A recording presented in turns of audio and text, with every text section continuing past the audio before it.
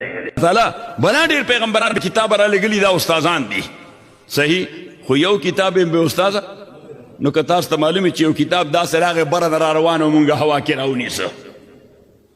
صحیح چې حسن راغله بس دغه سراغه جنرالي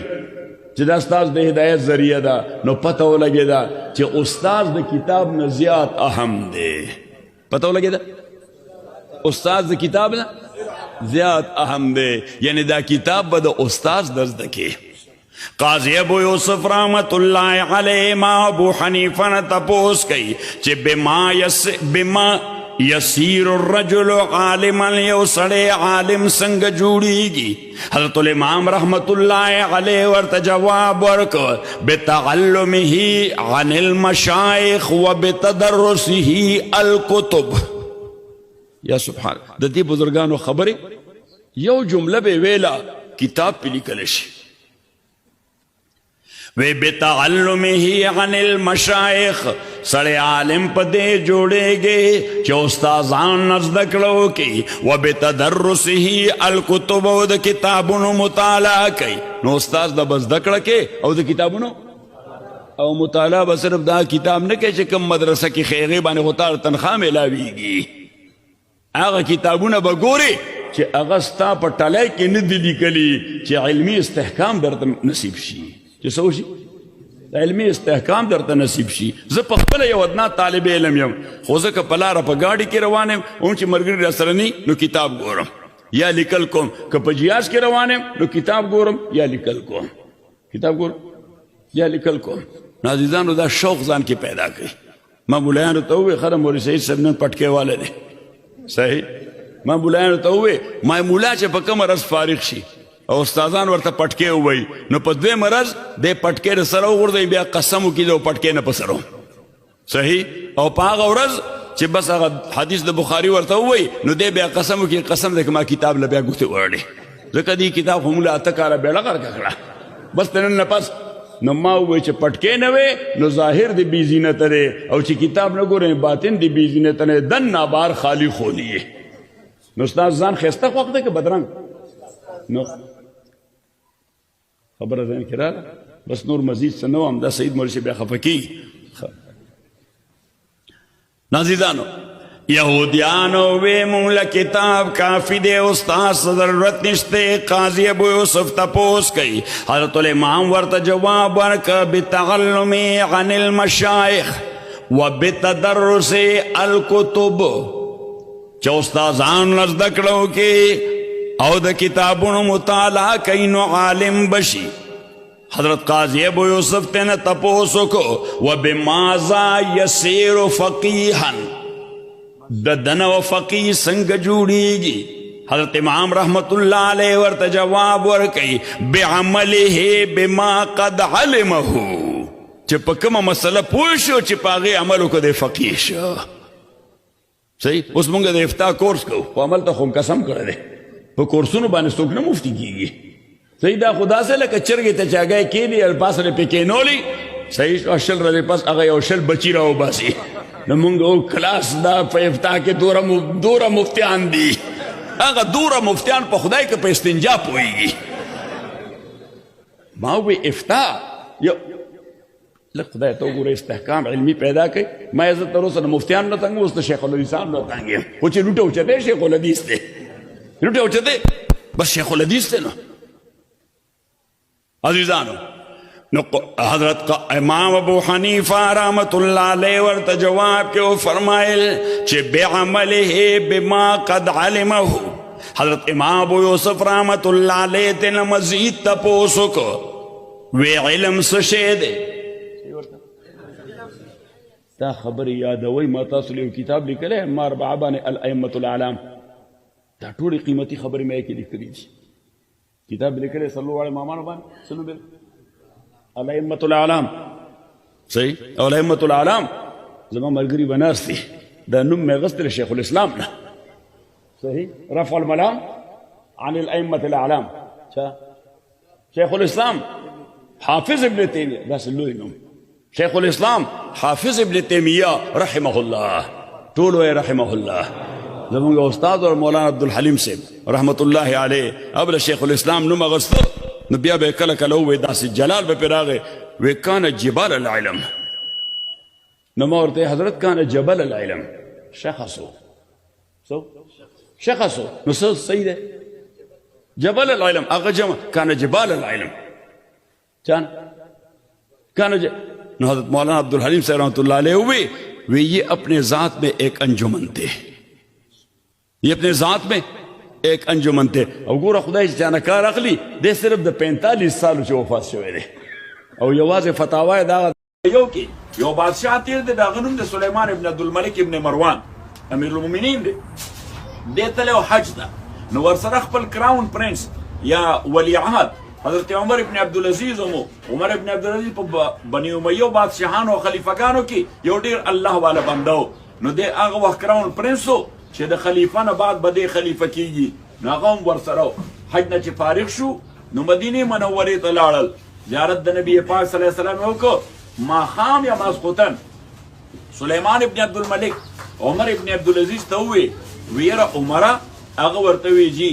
وی سبا به داسې ونه کړي چې یو داسې سړی پیدا کړي چې د نبی علیه السلام صحابه یې لیدلي او هغوی سره پاتې یعنې تابعي سړی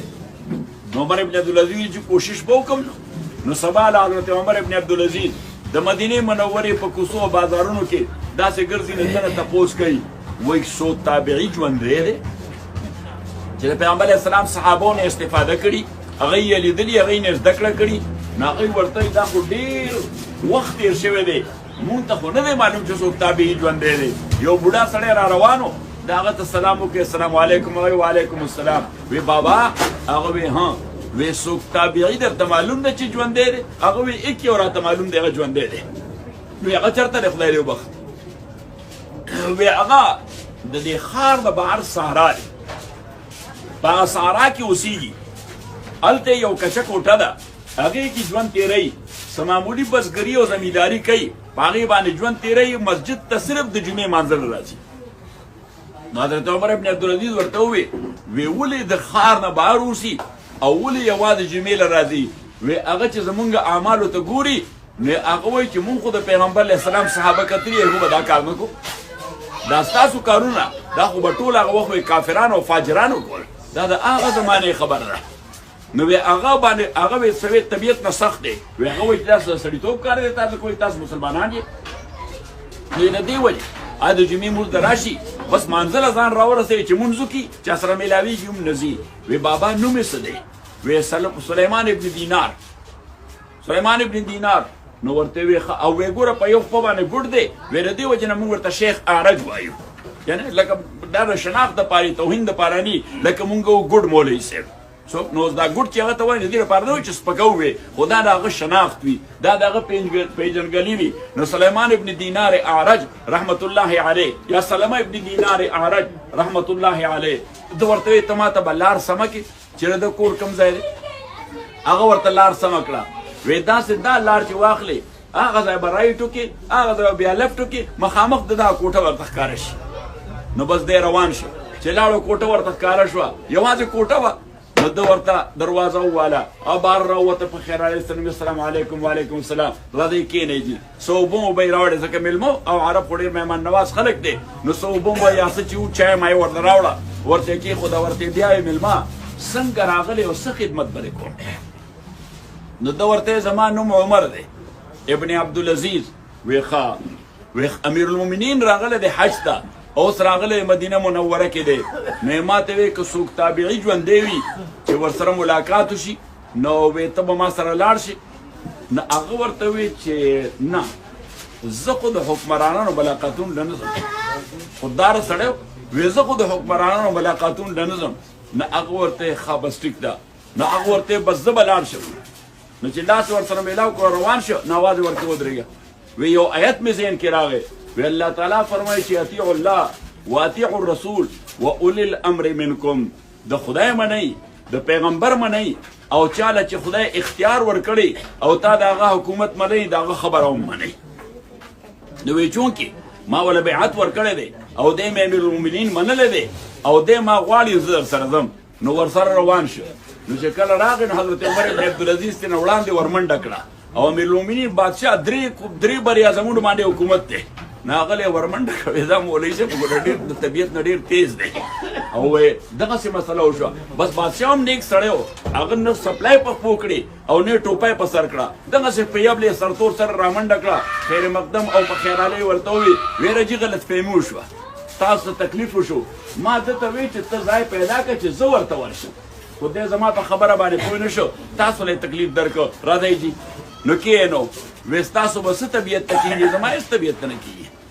وی څه اوبه یا څه خوراک یا څه چای وی زه هېڅ نه خورم هېڅ نه خورم نو خو یې تا زه څنګه راغوستی یم وی نه جي زه به اوس هلته درشم نو ورته یې په دویم ځل زما وخت مه ضایع کوه دا یو ځل وخت ضایع شو اوس دا هم ضایع شو بیا به تا هلته راځې نو بیا به وخت ضایع کېدله نو وی چا چې څه راغوستی یم نو هغه راته ووایه نو ورته یې وی چې ما لنا نحب الدنیا ونکره الموت دا څه وجه ده چې زمونږ ژوند خوښ دی او مرګ نه مو نفرت کېږي او دا د انسان طبیعت دی د هر انسان ژوند خوښ دی او د مرګ نه نفرت کېږي وی دا څه وجه ده نو هغه لکه د ما په شان مولا نه و چې امیرالمؤمنین د خوشحاله ساتل غواړي ګوره کسې یې راکړل بادشاهان خو چې شی ورکوي نو هغه غټ شی ورکوي داسې نو او خودداره سړی د هغه په دې بادشاهۍ مادشاهۍ څه کار و نو هغه ورته یې لانک خربت آخرتک وعمرت دنیاک تا وی په ژوند کې صرف د دنیا فکر کړی دی او دنیا دې آباده کړې ده آخرت کې دې څه آبادۍ نه دی کړی څوک د آبادۍ نه روانۍ ته تلل غواړي کنډر ته څوک دی هغه روان کنډر دی ستا دپاره نو څنګه به ستا خو البته وی که دنیا دې د آخرت دپاره روانه کړې وې او د آبادۍ دې هلته کړې هر یو سړی وایي چې نوي کور ته لاړې چې دا نوي کور ته نو حضرت سلیمان ابن عبدالملک هغه داسې کته وکتل او په ژړا شو او بیا ورنه دویم تپوس وکړ کیف نعرض علی الله عز وجل خدای ته چې زمونږ پیشي کېږي نو دا به څنګه کېږي حضرت سلمه ابن دینار هغه ورته وایي که نیک سړی یې نو دا ستا پیشي به داسې وي لکه سړی په یو سټارمي نایټ او طوفاني شپه کې شپې اغستی او د خپل کور لار ته خطا شوي کله یو کوڅه اخلي کله بله کوڅه اخلي خو ناڅاپه غیر اختیاري طور یو کوڅې ته وردن نه شي او چې ویې کتل نو وړاندې اهل و عیال ناست یعنې اتفاقا خپل کور ته وررسېده نو ویې څومره به خوشحاله یي نو وی که ته نیک بنده نو چې الله له بوتلی شي دومره به خوشحاله لکه ورک اهل و عیال او رک کور چې درته میلاو شو او وی که ته ادر وی راونډ یعنې په بل اندازې نو بیا به داسې لکه وانټډ سړی چې پولیس له په لاس ورشي نو د بیا کم کیفیت وي نو بیا یې ته درېیم تپوس وکړو وی زمونږ دپاره الله څه څه دي نو ورته وی الله څه هر څه دي خو ستا دپاره څه دي ته خپل ځان قرآن ته وړاندې کړه نو ورته د قرآن کومې حصې ته وړاندې کړم وی الله فرمایي چې ان الابرار لفي نعیم وان الفجار لفي جحیم نیکان خلق دا به د نعمتونو په ژوند کې او فاجران بدماشان دا به په یو بلیدونکي اور کې نو ده ورته ووی وی دا نیک بنده به څوک او سوی وی دا هغه سړی دی چې عدل او احسان باندې عمل کړی وی جی دا عدل څه شی دی احسان څه شی دی وی عدل دا دی چې د مخلوق په حق باندې خپه کې نه دی او هر یو حقدار ته د هغه حق ورکړي او احسان دا دی چې د خدای داسې عبادت کې چې ستا عقیده دا جوړوي چې شاید چې بیا مخکې مونځ دپاره به زه ژوندی نه یم شاید چې مخکې روژې دپاره او بیا زه ژوندی نه یم نو اوس چې کله یو سړی په دې مطمئن وي چې مخکې مونځ دپاره نو دی به خپل مونځ ډېر بهترین کوي دی به خپل روژه ډېره بهترین کوي بیا تا دپاره خیر دی نو بیا چې هغه روانېده سلمه ابن دینار اعرج نو بادشاه ورسره بیا بهر راووته نو داسې لاسو کې یو تیلی نیولې وه نو چې هغه تیلی نیولې وه نو هغې ور وی دا څه شی دی وی دا چې معمولي غوندې هدیه ده تاسو دپاره وی ته ماله دا هدیه ولې راکړې نو هغه ورته یې ځکه ته د دین عالم یې ته د دین خودداره سړی وی ته د دین عالم یې نو هغه ورته د مملکت کې نور علما هم بلا ډېر دي دومره هدیه ته هغوی ته هم ورکړې نو هغه ورته یې نه چې هغوی ته خو مې نه ده ورکړې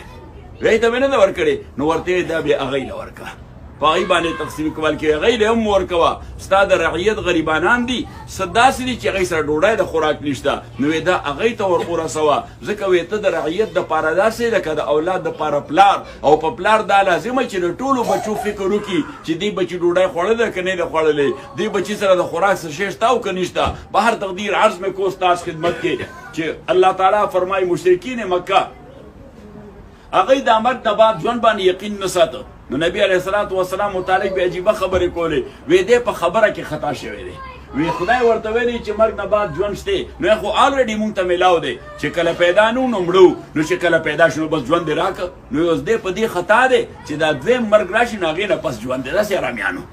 نو نبی علیه الصلاة والسلام ته الله تعالی وایي چې واضح که ورته خبره چې لیوني تاسو یې تاسو نه یې پوه په خبره زه په خبره پوه یم ځکه ما ته خدای خبره کوي کیف تکفرون بالله تاسو د خدای نه انکار څنګه کوئ وکنتم امواتا تاسو مړه وئ چې کله نه وئ